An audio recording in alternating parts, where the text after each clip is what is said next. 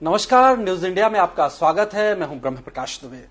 आज हमारे साथ बात करने के लिए भारत सरकार के सड़क परिवहन राज्य मंत्री अजय टम्टा मौजूद हैं।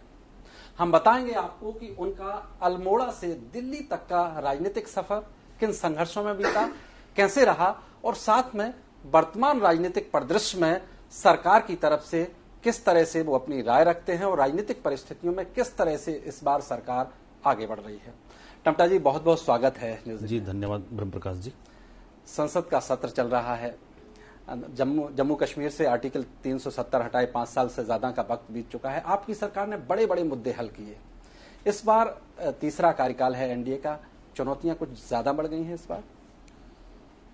नहीं, ऐसा नहीं है, क्योंकि पिछले 10 साल से भारतीय जनता पार्टी और नरेंद्र भाई मोदी जी की सरकार ने जो काम किए हैं जी, उस काम का विश्वास के साथ जनता ने प्यार भी दिया और आशीर्वाद भी दिया है।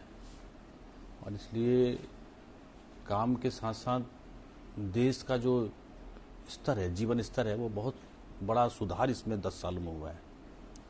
आम गरीब आदमी के जीवन शैली में और उसके जो रहन सहन था उसमें बहुत परिवर्तन आया है।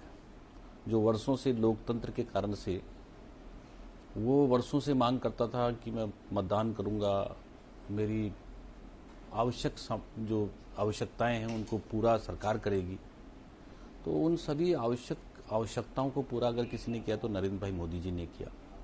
और इसका परिणाम यह है कि एक गरीब आदमी जो शौचालय का सोचता था, घर के आंगन के नल का सोचता था, वो अगर कोई ऐसी समस्या उत्पन्न हो जाए तो उसको भी कहीं ना कहीं से उसको अन्न के रूप में उसको सरकार उसको सुविधा दे।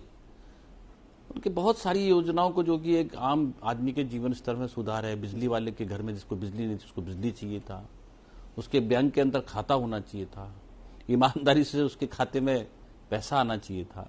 वो सारी एक आम गरीब व्यक्ति की समस्याओं के समाधान के साथ साथ इन 10 वर्षों के अंदर जितने भी सेक्टर है, जितने भी डिपार्टमेंट है, चाहे वो एग्रीकल्चर है, एजुकेशन है, चाहे रोड ट्रांसपोर्ट हाईवेज है, इसमें एक बहुत बड़ा अंतर देश के अंदर विकास में दिखा है।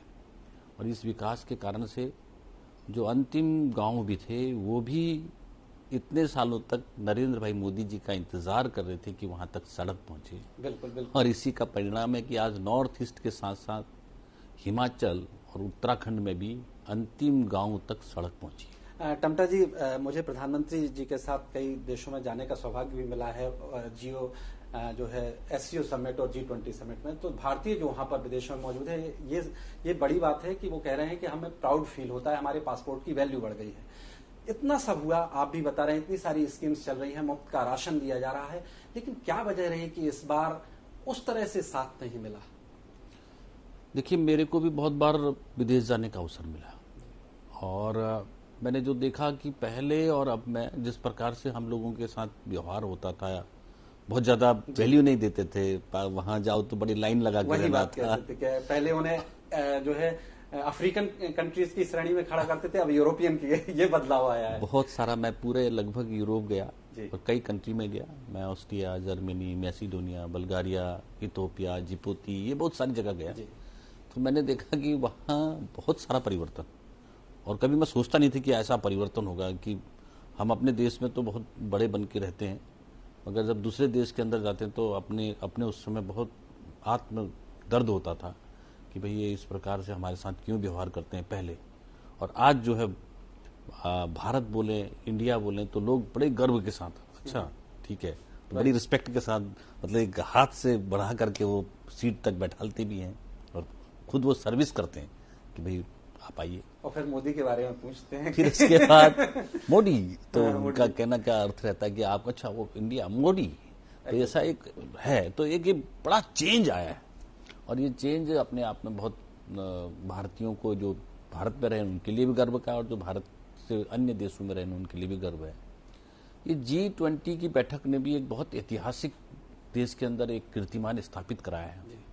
पूरे देश दुनिया के अंदर भारत में भी ऐसी बैठकें हो सकती हैं, और वो भी एक जगह नहीं, मतलब कई, हर राज्य के अंदर एक एक, दो राज्य के अंदर दो बैठकें भी हुई हैं। मेरे राज्य में भी 2 बैठकें हुई हैं।